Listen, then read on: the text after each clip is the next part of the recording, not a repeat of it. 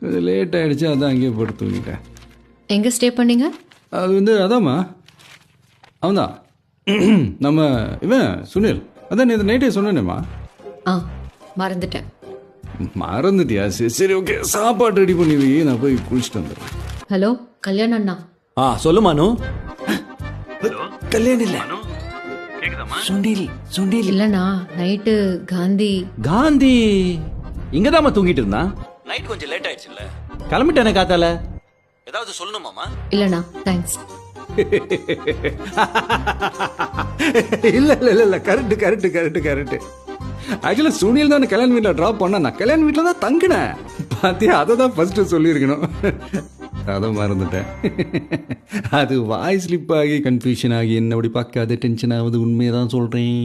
அது நேற்று அடிச்சு எக்ஸ்ட்ரா 2 லான்ச்சு போட்ட மாதிரி ஒன்று ஆச்சு பாரு. ஐயோ.